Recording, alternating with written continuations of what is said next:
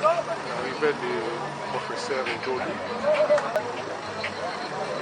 il sera face à la jeunesse du MPCR. Alors,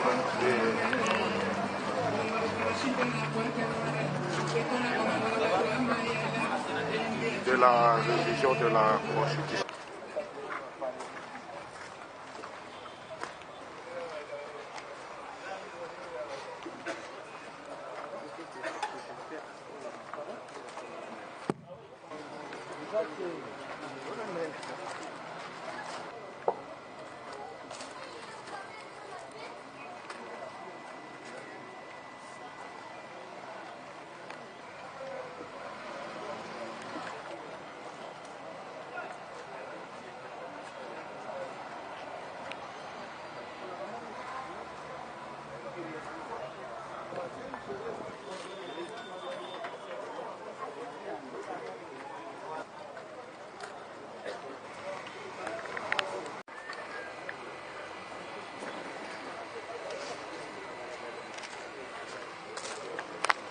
Vous, s'il vous plaît.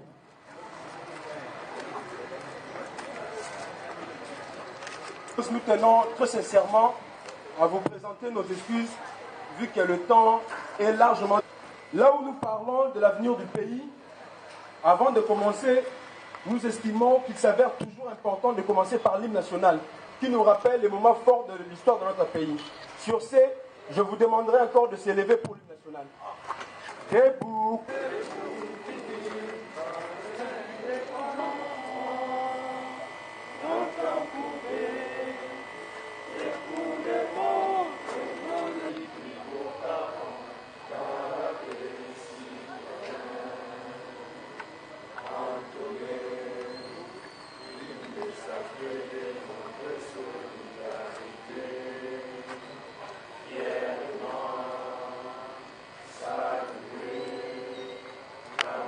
La parole au professeur Jacques Njoli pour son intervention.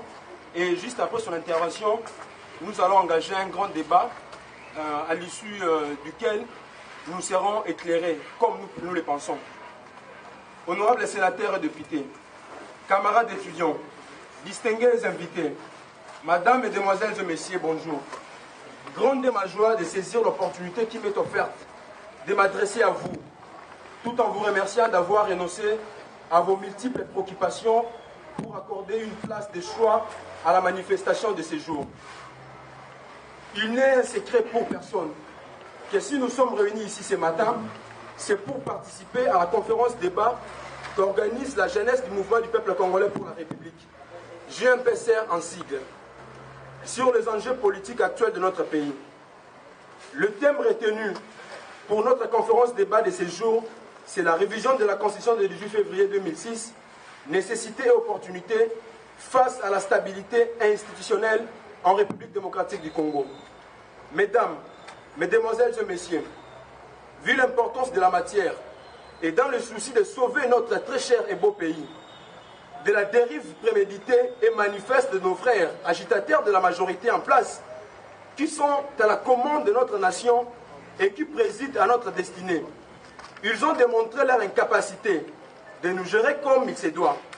C'est pourquoi nous, la jeunesse du MPCR, avons trouvé judicieux d'organiser cette conférence débat partant de son sujet.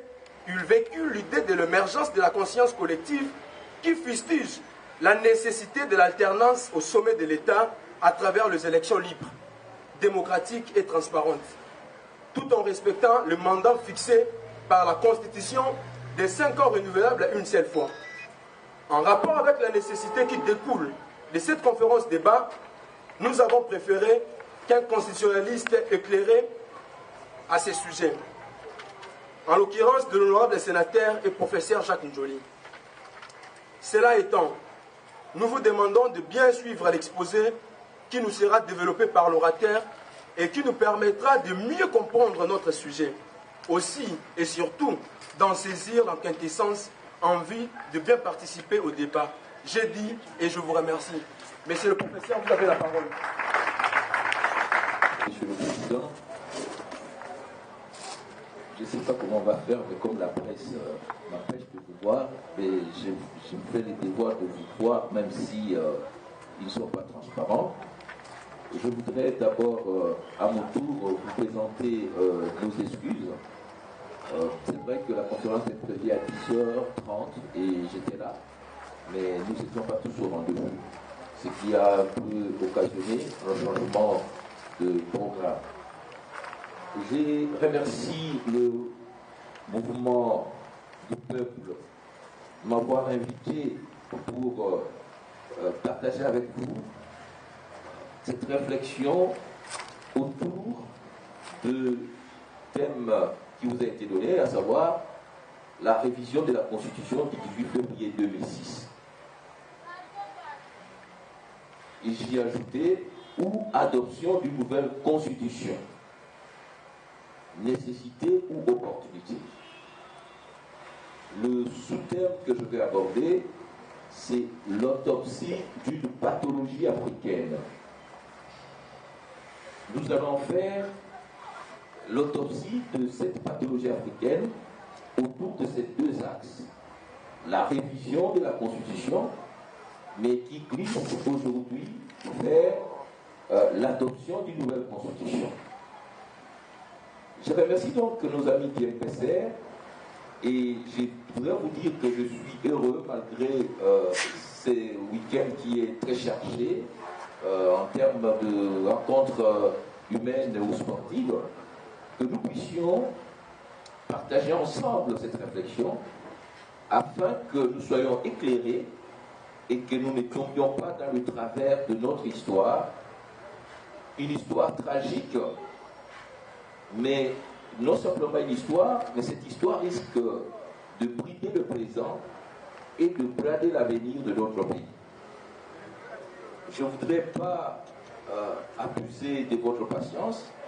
Vous connaissez la situation de notre continent. Un continent qui est l'un des plus riches du monde, mais qui bat tous les records négatifs.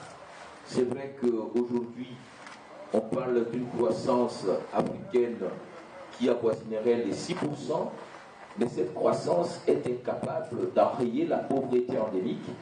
Et si vous voyez tous les records négatifs, maladies, la dernière c'est Ebola, c'est toujours l'Afrique qui est visée.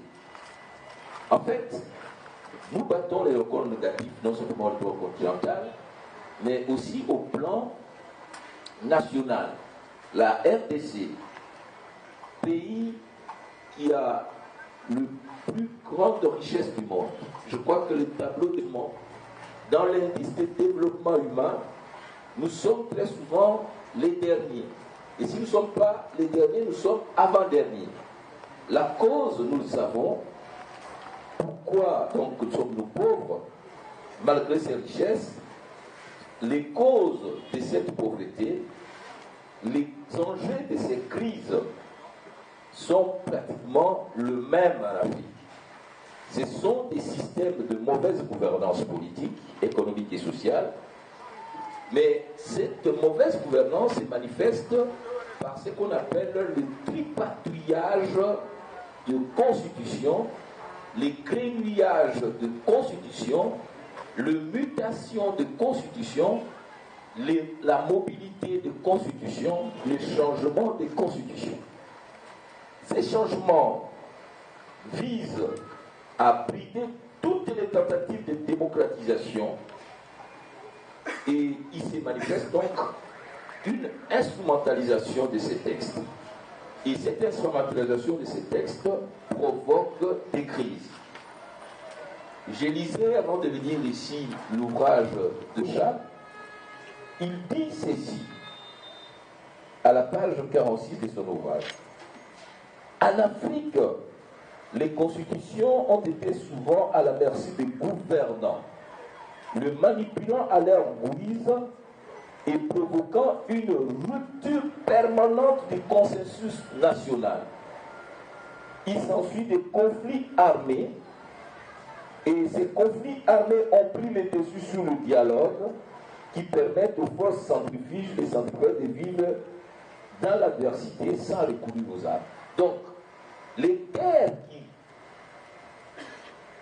dominent la scène africaine sont des guerres consécutives aux manipulations de textes constitutionnels et qui rompent donc les consensus et poussent les adversaires qui devraient vivre dans la paix à la confrontation armée. Et il continue en disant: une constitution rigide conditionne la paix dans le pays post-conflit. Une constitution rigide, c'est-à-dire que celle qu'on ne change pas n'importe quand, n'importe comment. Donc, une constitution rigide conditionne la paix dans les pays post-conflit, où la révision d'une disposition constitutionnelle peut devenir l'élément déclencheur d'une guerre entre les forces politiques qui se suspectent et attendent le moindre incident pour reprendre les armes.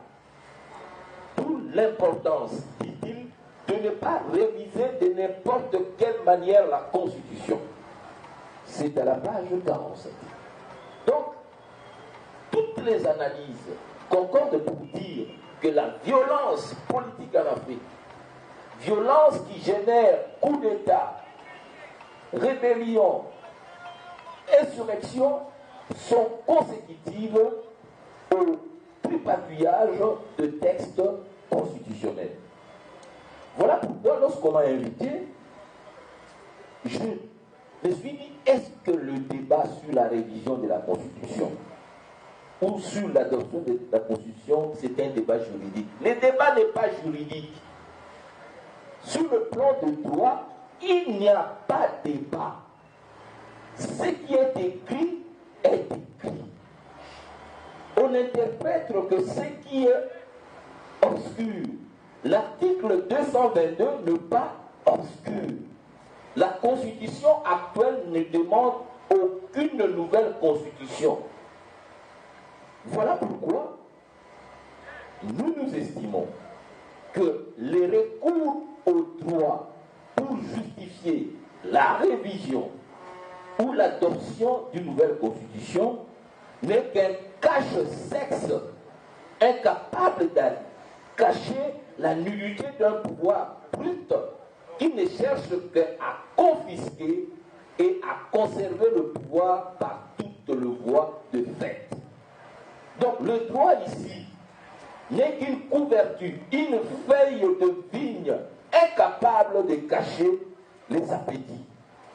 La révision constitutionnelle ou les changements de constitution s'inscrivent donc dans une dynamique de violence politique permanente qui comprend des coups d'État, des rébellions, des insurrections, des processus électoraux imparfaits.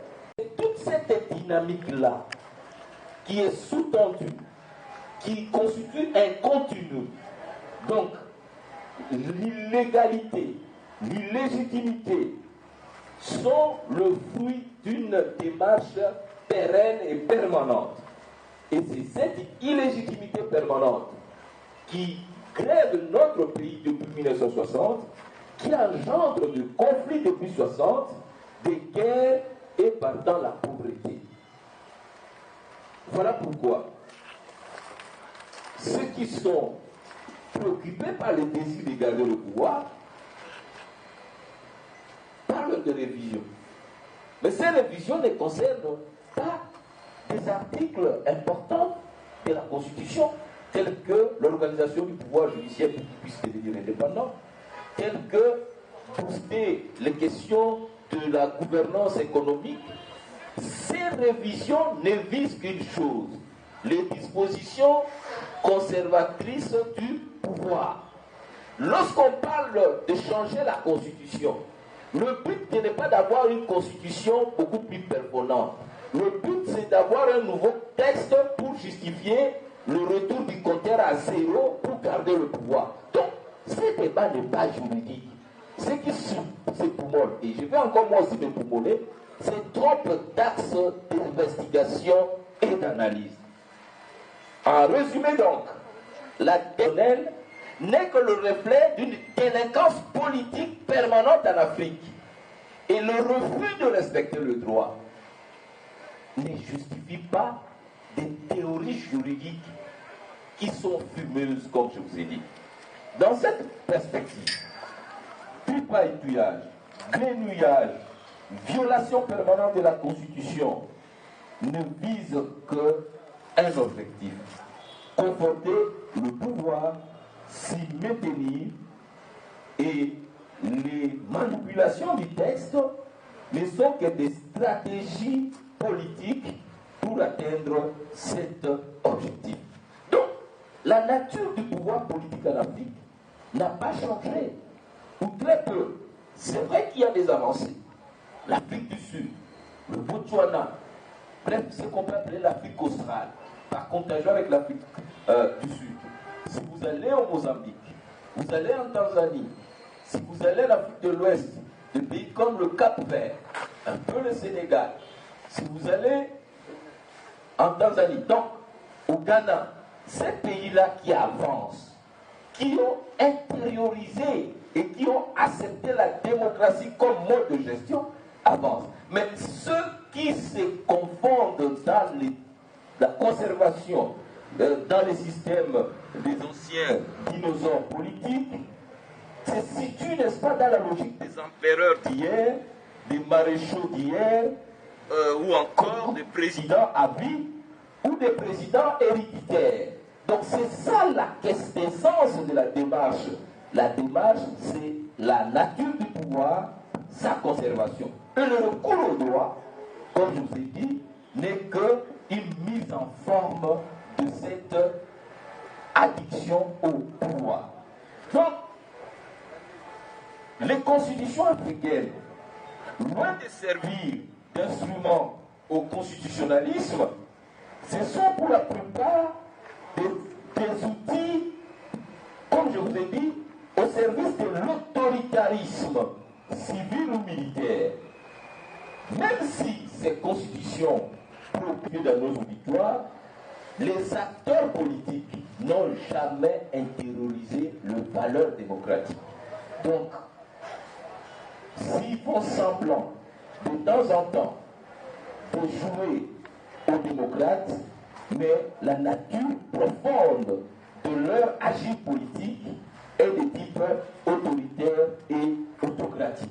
Donc, violer la Constitution, ne pas mettre en place des dispositions qui peuvent limiter le pouvoir, mettre en place des institutions telles que la Cour constitutionnelle attend, recourir à des démarches tout simplement bâclées pour conserver le pouvoir, entre donc dans la logique de ces systèmes. Alors, quels sont les deux axes de cette stratégie en droit, en matière constitutionnelle? Le premier chemin qu'ils utilisent, c'est la révision. La révision de la Constitution. D'abord, la Constitution elle-même, c'est quoi? La Constitution, c'est ce qui nous constitue. C'est l'âme d'une société, d'une juridique, son identité, sa spécificité, son fondement. C'est pourquoi on appelle ça la loi fondamentale. C'est la norme fondamentale. C'est la loi mère. Donc la Constitution est la pierre sur laquelle est bâti l'État. C'est le socle de l'État. Voilà pourquoi une Constitution est par nature stable.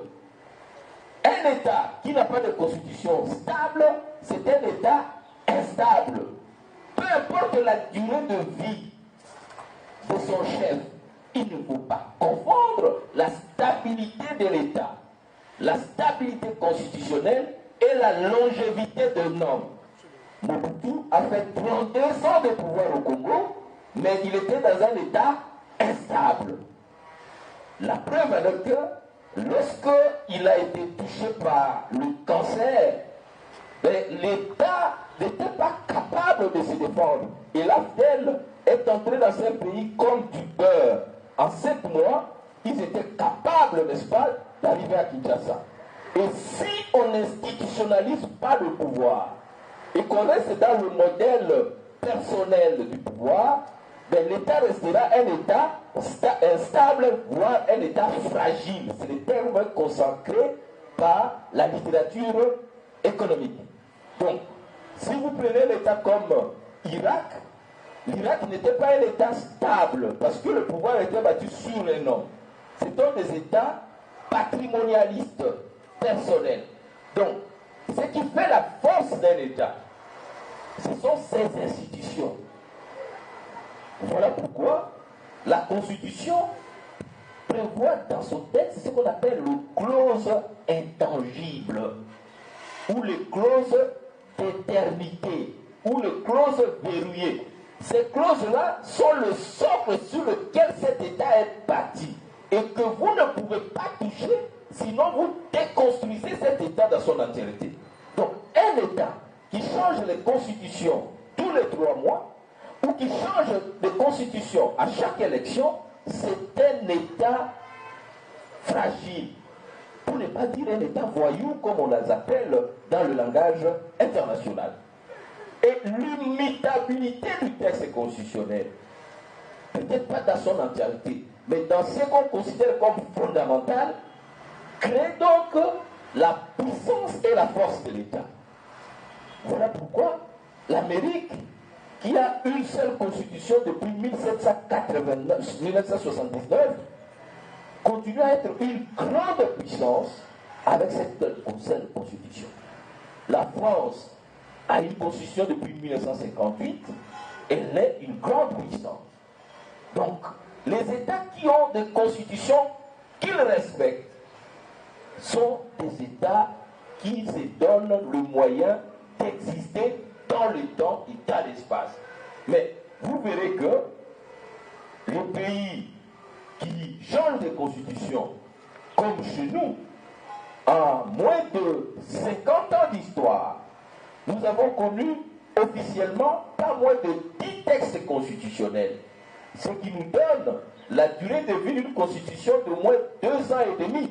Mais lorsque nous allons faire entrer toutes les révisions, formelles ou informelles, parfois la constitution est viciée et éviscérée tous les 3 mois dans la vie de l'État. Donc, cela ne veut pas dire qu'on ne peut pas réviser la constitution. Mais c'est quoi réviser une constitution? Une constitution, ça se révise. Parce que trop de rigidité peut ruiner l'édifice constitutionnel. Mais la constitution doit être donc sensible à certaines exigences. C'est ce qu'on appelle le pouvoir d'amender. Donc il y a un pouvoir d'amender. Amender, c'est quoi? C'est-à-dire de rectifier les erreurs, les insuffisances relevées au cours de la mise en application du texte, le manque ou les oublis du constituant originaire. Donc, il s'agit d'adapter le texte. Mais il faut éviter d'adapter le texte à un homme. Parce que le droit est par nature impersonnel, général. Si le droit devient personnel, ce n'est plus du droit. C'est de la politologie. Okay. Donc, toutes les constitutions prévoient elles-mêmes comment on révise une constitution, mais dans le temps. Comme la constitution portugaise disait, on ne peut pas réviser la constitution avant 10 ans de sa promulgation. Pour lui donner la durée susceptible de lui faire donner la maturité. Je prends notre constitution. Elle a été adoptée le 18 février 2006. Donc elle n'a pas encore 10 ans. Et cette constitution n'a pas encore donné naissance à toutes les structures prévues. Je prends simplement les piliers judiciaires. On n'a pas encore mis en place la Cour constitutionnelle. On vient de mettre en place et nommer le magistrat il y a à peine 3 ou 4 mois. La loi elle-même est du 15 octobre 2013. Donc, or la Cour constitutionnelle, c'est un élément structurant dans cette constitution. Elle n'a pas encore fonctionné. Donc, nous ne pouvons pas juger de cette constitution. La Cour de cassation ne fonctionne pas encore. le Conseil d'État ne fonctionne pas. Ça, c'est au niveau, ce qu'on peut appeler horizontal. Mais au niveau vertical, nous n'avons pas encore mis en place la décentralisation. Il y a encore des commissaires des districts qui continuent à fonctionner. Les bourgmestres nommés. Donc, aussi bien la séparation horizontale que la séparation verticale ne sont pas encore mises en place pour que nous puissions juger de la faisabilité de cette constitution. Donc, nous devions donner beaucoup plus de moyens, de temps, d'énergie pour mettre en place cette constitution, pour consolider sa vision plutôt que la déconstruire dans une démarche déconsolidante. Et malheureusement, c'est ce qu'il s'est fait. Donc, aujourd'hui, si vous posez la question, y a-t-il nécessité, c'est-à-dire est-ce qu'il y a un besoin fondamental de réviser la Constitution? Je vous dirais non. Donc, les révisions qui sont faites, ou qui ont été faites en 2011, n'ont visé que des objectifs à court terme. Permettre au président d'être élu à un tour, permettre au président de dissoudre une assemblée provinciale ou de relever de ses fonctions le gouverneur. Donc, toutes les modifications qui étaient faites ont été faites au profit d'une institution. Ce n'étaient pas des modifications qui devaient donner la fluidité, mais surtout la consistance à cette constitution. Voilà pourquoi je vous ai dit au départ que les révisions africaines visent un objectif, renforcer le pouvoir d'une institution, voire d'un homme. Et ça, ce n'est pas adapter la constitution. Ça, c'est donner, n'est-ce pas, devoir d'assurer la prééminence d'un organe qui prend, n'est-ce pas, l'espace. Il y a ce qu'on peut appeler une présidentialisation rampante qui devient ouverte, n'est-ce pas, du système. Or, lorsqu'on analyse cette constitution, elle a posé ce qu'on appelle les 7 vaches sacrées. Si vous voyez les 7 vaches sacrées dans l'exposé des motifs, quelles sont les motivations de cette constitution? Les préoccupations majeures. 1. Assurer le fonctionnement harmonieux des institutions de l'État. 2. Éviter le conflit. 3. Instaurer un État de droit. 4. Contrer toutes les tentatives de dérive dictatoriale. 5. Garantir la bonne gouvernance. 6. Lutter contre l'impunité. 7. Assurer l'alternance démocratique. Et ces textes disent clairement que pour préserver les principes démocratiques contenus dans cette constitution, contre les aléas, parce qu'on savait qu'on allait avoir des aléas, c'est-à-dire les perturbations, les mouvements, les tempérances, les appétits, les gloutonneries politiques, eh bien, il était question de contrer les aléas de la vie politique et les révisions intempestives. Donc voilà l'objectif de cette constitution, qui ne voulait pas donc des révisions intempestives. Or, depuis sa mise en place, cette constitution fait l'objet des attaques avortées.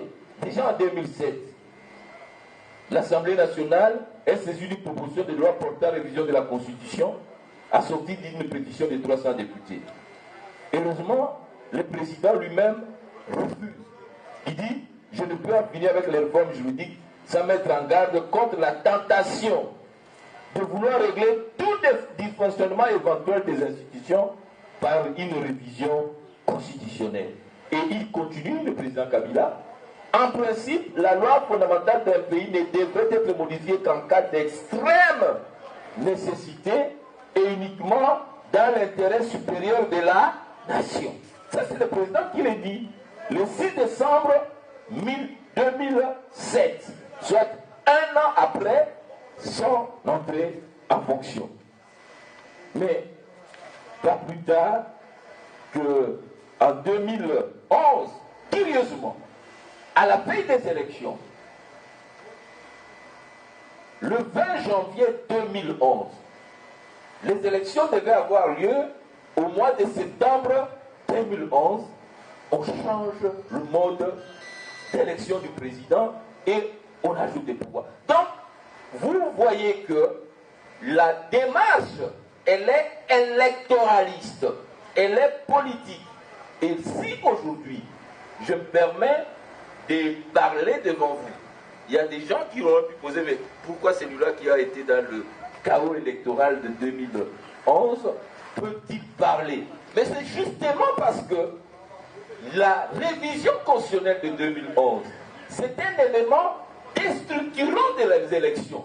Parce qu'on ne change pas les règles de jeu avant ou en plein match. Ce qui a créé des crispations au sein de la classe politique, parce qu'on a changé la règle sans qu'il y ait concert. De 2 tours à 1 tour, les gens n'étaient plus dans les dispositions d'aller dans les élections dans la célérité. Bon, maintenant, on annonce une nouvelle révision. Cette révision porterait sur le mode de scrutin.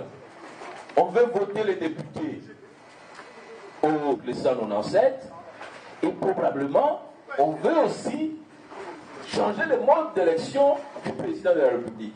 Comme on n'a pas encore de texte, voilà la situation. Mais est-ce qu'on peut faire cette révision? La réponse est aussi non. Parce que l'article 197 est lié à l'article 220. L'article 220 dit ceci. Vous permettez que je vous lise le droit, même si je vous ai dit que le débat n'est pas du tout juridique. L'article 220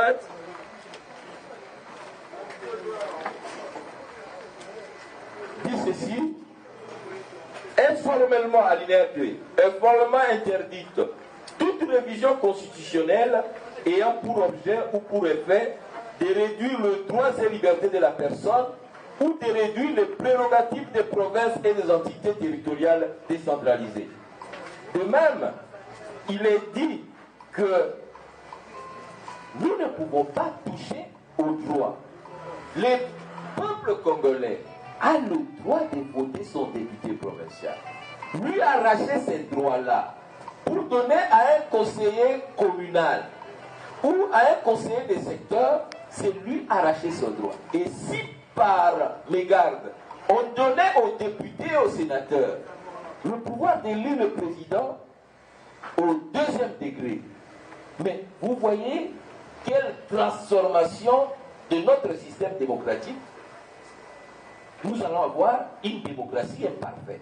Parce que, qu'on le veuille ou non, les suffrages universels indirects déforment la volonté populaire. Je vous donne le cas de l'Équateur. À l'Équateur, il y a un parti qui est majoritaire au Parlement provincial. C'est quel parti? Les MLC. Mais l'MLC a eu son gouverneur, mais l'MLC ne peut plus gouverner l'Équateur parce que les députés provinciaux sont à chaque élection, excusez-moi de le dire, corrompus.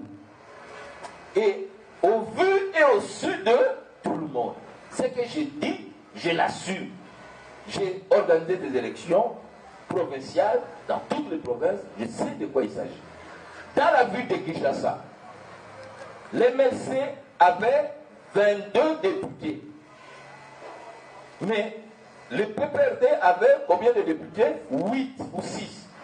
Mais c'est ceux qui ont eu 6 qui dirigent jusqu'à ce jour. Et vous connaissez la...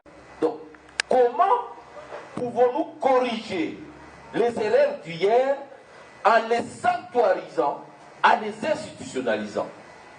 Ce serait brader la démocratie qui est l'essence, n'est-ce pas, de cette constitution. Parce que une révision est limitée dans le temps, mais une révision est limitée aussi dans le matière, mais aussi dans ses objectifs.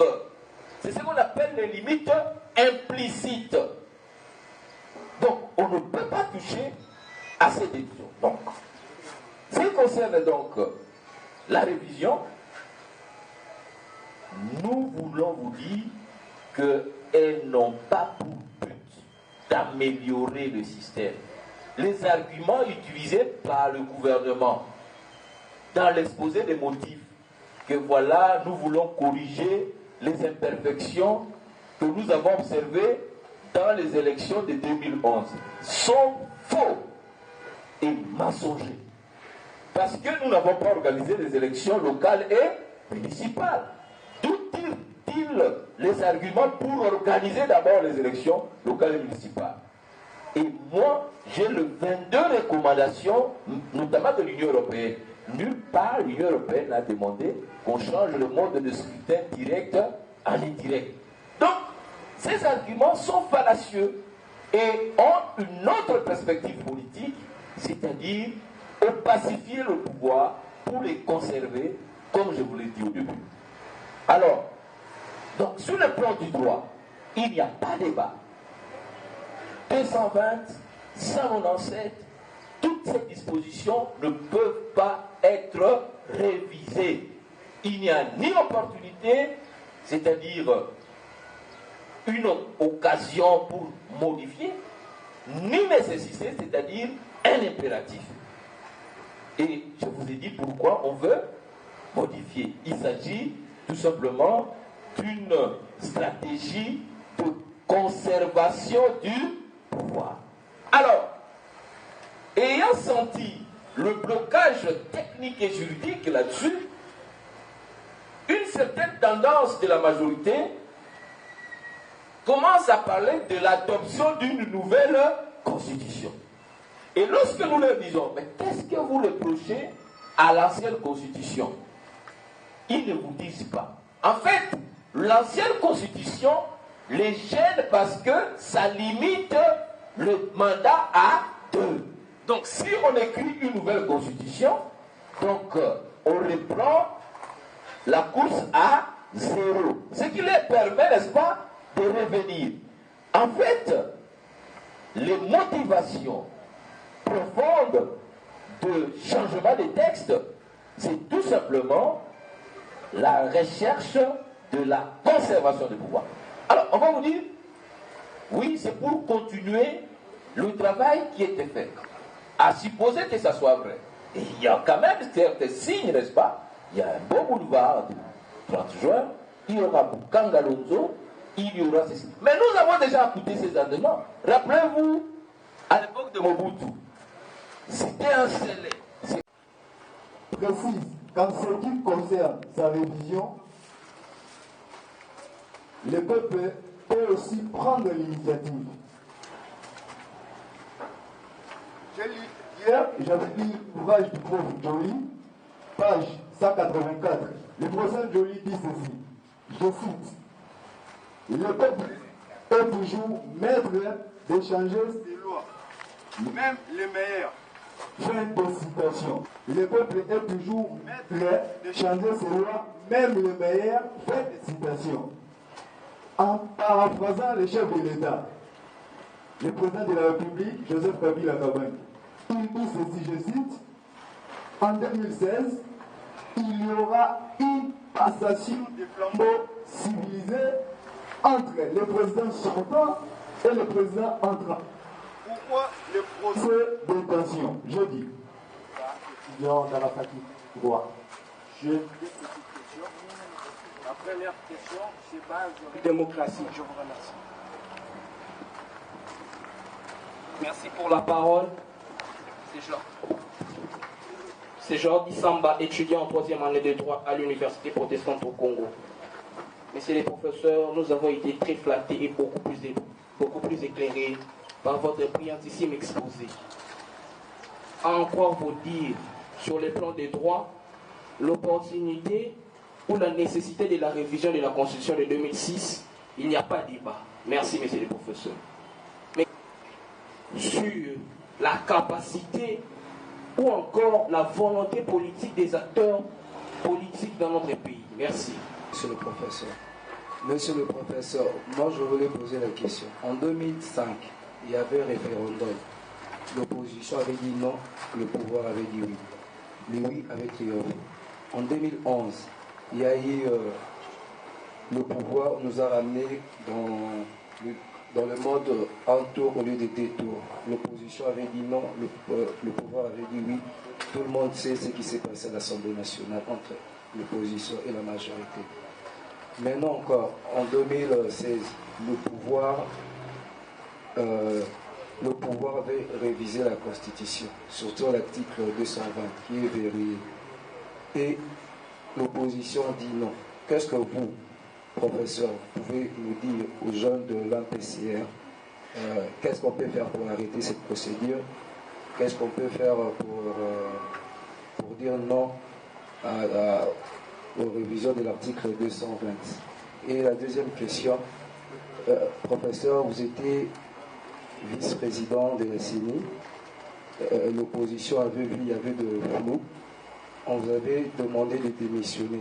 Pourquoi vous n'avez pas démissionné? Merci.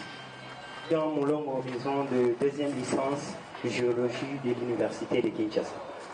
Monsieur le professeur, je voulais poser une question qui a deux volets. Dans votre casquette de formateur, monsieur le professeur, et là, je dirais que les étudiants que vous formez à l'université de Kinshasa vous regardent. Pouvez-vous aujourd'hui affirmer que sur le plan juridique, que la révision constitutionnelle n'a pas de fondement? Et le deuxième volet est que aujourd'hui, vous avez un langage. Et si demain vous, dans les affaires, est-ce que vous aurez le même langage que vous dites aujourd'hui? Je vous remercie. Pour les questions très pertinentes et pointues. Et je vais essayer de répondre à toutes les questions. Monsieur Willy, la Constitution a été ratifiée par référendum. La ratification, c'est donc un recours au peuple pour valider quelque chose. Et le concept même des référendums dans ces cas-ci est parfois remis en doute. Quand est-ce qu'on parle du référendum comme mode d'établissement d'une constitution, le peuple doit être consulté en amont et en aval. En amont, c'est-à-dire lorsque la constitution s'élabore ou fixe les principes, le peuple doit être consulté. Ok? En 2006, en 2005, il y a eu le problème de la qualité de ces deux chambres qui étaient nommées. Mais, et compte tenu du contexte, la Constitution a été validée. Et à cette époque-là, nous avons déjà posé la problématique de ceux qui avaient rédigé la Constitution à Kisangani. Mais les tenants de la thèse que la Constitution était valide, et c'est la plupart de collègues qui pensent aujourd'hui notre thèse, avaient dit que ces référendums étaient valides et que le deux chambres, parce que quelle était la procédure? Là, la Constitution de 2003, la mission d'élaborer l'avant-projet était confiée au Sénat. Et l'adoption du projet a été faite par l'Assemblée nationale, qui l'a soumis à la sanction populaire et qui a été promulguée. Alors aujourd'hui, si vous voulez recourir au référendum, qui va élaborer la nouvelle constitution? Puisque les deux chambres n'ont pas reçu mandat d'élaborer une nouvelle dans la révision. Donc il y a au départ l'organe qui élabore le texte, qui doit être démocratique, et l'organe qui va valider le texte qui est démocratique. Ça c'est devant. De deux, vous me dites, le peuple est maître de ses lois, même le meilleur. Oui. Mais nous ne sommes plus dans la démocratie politique. Nous sommes dans la démocratie constitutionnelle. Pour changer ces lois les meilleures, même le peuple est soumis à l'état de droit. C'est ce qu'on appelle l'état de droit constitutionnel. La souveraineté absolue n'existe pas. La souveraineté est aujourd'hui encadrée par le droit. On n'a pas juridiquement tort parce qu'on est politiquement minoritaire. C'est comme ça qu'on a conçu les contrôles de constitutionnalité de loi. C'est que si une loi sort du Parlement, c'est l'article 162. La Cour constitutionnelle est juge d'exception d'inconstitutionnalité soulevée devant ou par une juridiction. Toute personne peut saisir la Cour constitutionnelle pour inconstitutionnalité de tout acte législatif ou réglementaire. Donc, la loi n'a pas tout le droit. La loi est soumise au droit, y compris la loi constitutionnelle. Vous ne pouvez pas avoir une loi constitutionnelle qui viole ou les textes lui-même, parce qu'il peut y avoir des principes équivalents, ou alors des principes supraconstitutionnels. Ça veut dire quoi? Cette constitution contient un certain nombre de principes implicites. En Allemagne, en Italie, comme je vous ai dit, il y a des principes auxquels on ne touche pas. Et si vous avez une loi, même régulièrement votée, mais qui touche aux principes fondamentaux implicites, cette loi doit être écartée. Donc, la loi est soumise non pas simplement aux principes procéduraux, mais aussi à ses objectifs.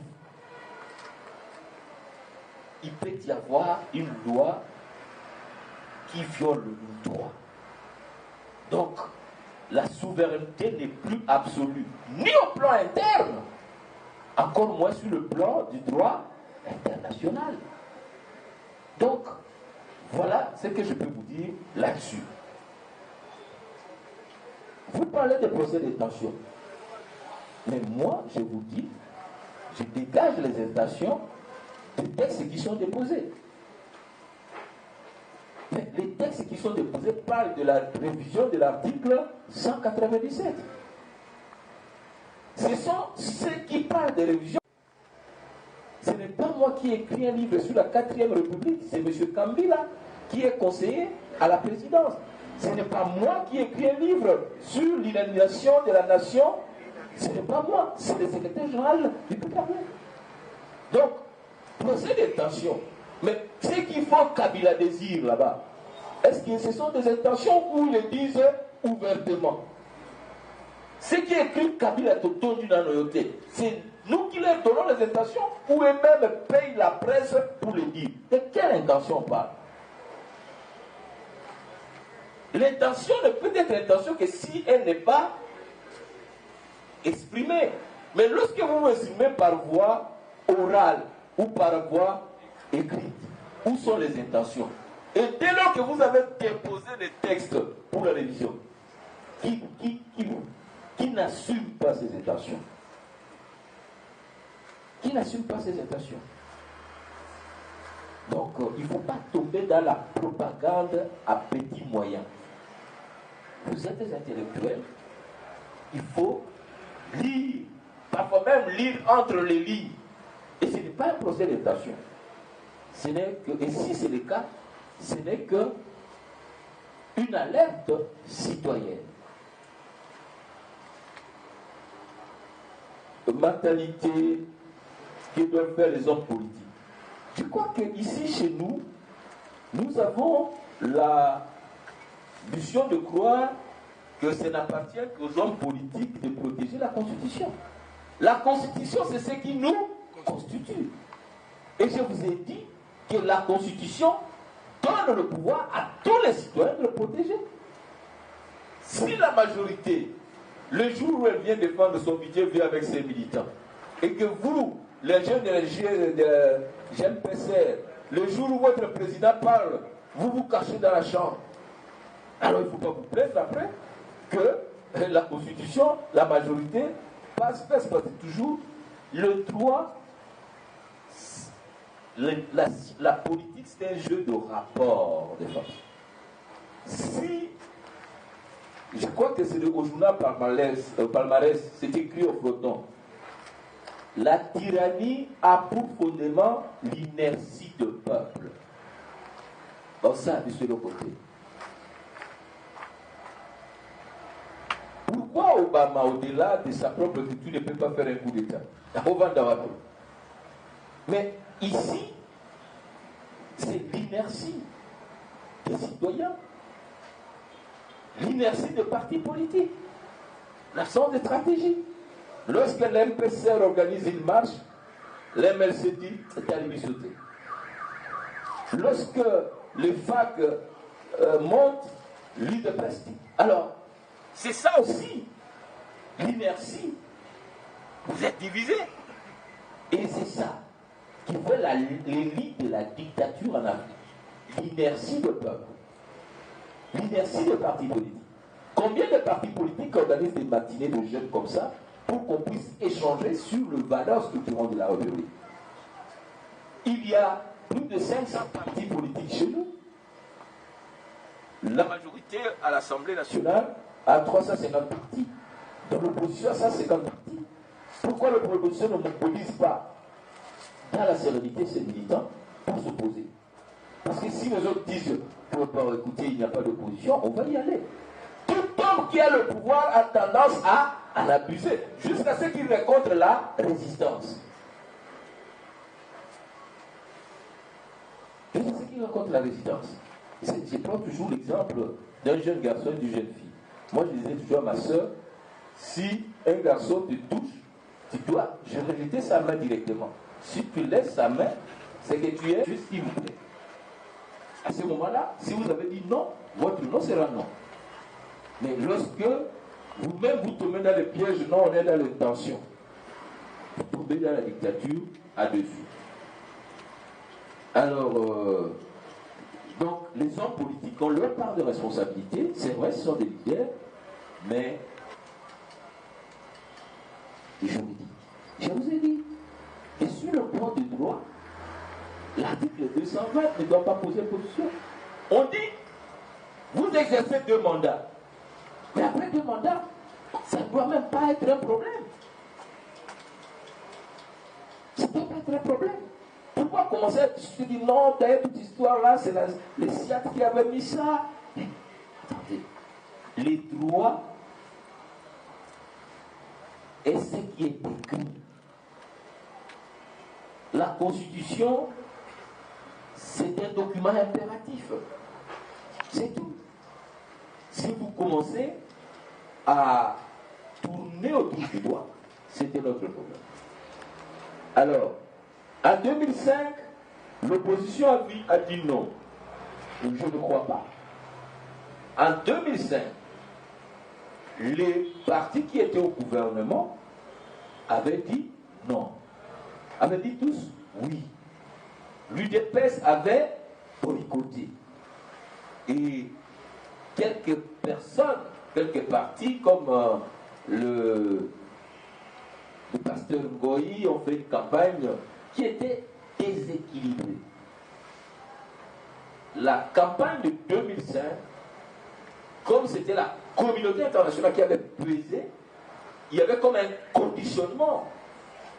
Donc on ne peut pas nier cela. Mais c'est vrai qu'il y avait... En 2011, vous dites l'opposition a dit non. Mais c'est cela ce que je vous ai dit. Moi j'ai toujours dit à l'opposition, vous avez partagé vos voix. Kabila n'a pas eu 50%. Même officiellement, tel que proclamé par la CENI. Kabila a eu 48%. Alors les 52%, c'est Kengo qui a pris. C'est pas 4%. Vital a pris 8%. C'est ce qu'il a pris 38%.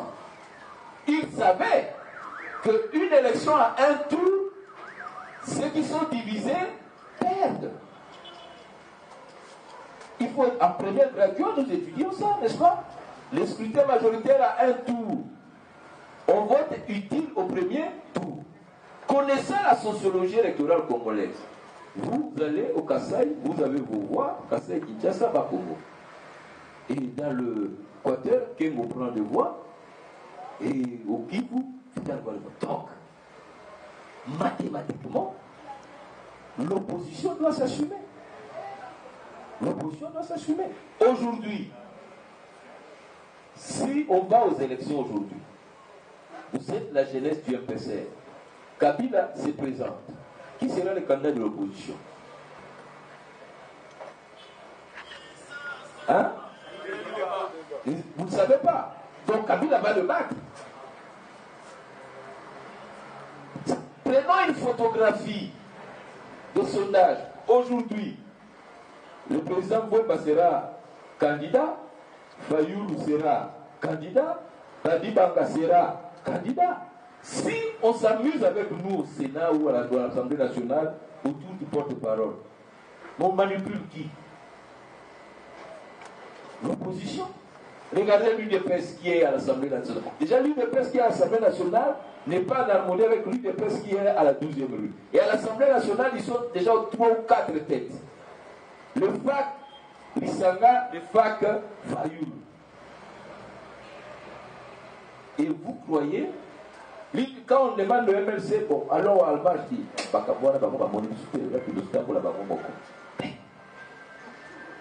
donc, nous-mêmes, nous créons les conditions de l'échec. Et après, vous allez chercher un bouc émissaire. Quand il va se proclamé vainqueur, on va y arriver. Donc,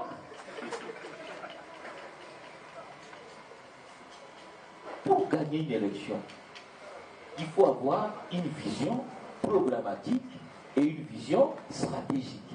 Quel est le cas que vous ayez de témoins? 64 000 bureaux de vote, la liste est là. Ayez le fisc un PV par bureau pour que vous puissiez avoir votre propre résultat. De sorte que nous puissions opposer les résultats de l'opposition au résultat qui viendra de nos machines. Les 6, c'est moi qui suis allé chez Diom. Je les ai trouvés ces jours-là, curieusement, j'ai trouvé les Vital et les autres. Je me dis, c'est aujourd'hui que vous savez que vous devez vous unir. Je vous ai dit ça depuis longtemps. Bon, donnez-moi les PV maintenant que vous avez. Dites-moi combien l'opposition a eu. Parce qu'il y avait même des partenaires internationaux qui leur avaient donné de machines pour qu'ils puissent synthétiser leurs résultats. Ils n'avaient rien. Je leur ai dit, je vous donne encore 24 heures. Les 7, on m'appelle pour signer. J'ai dit, non, j'attends les résultats de l'opposition. Ils n'ont pas amené. Le 8, 3 jours, toute la ville ici était une ville morte. Les enfants n'allaient plus à l'école. Tout le monde avait traversé après la ville. J'étais seul dans mon bureau. Lorsque le cardinal dit qu'il a les résultats des 30 000 observateurs, je lui dis de me donner. Il n'en a pas. Jusqu'à 7 jours. Alors, on se retrouve dans la salle, moi avec les autres membres du bureau et la communauté internationale. Dit, professeur Joly, pourquoi vous refusez? J'ai dit, j'ai des appréhensions sur des bureaux de vote où un candidat a eu 100%. Je lui dis, il me donne les résultats de 2006. À Manono, Kabila a eu 103%. À Malemba, Kabila a eu 103% en 2006 comme en 2011.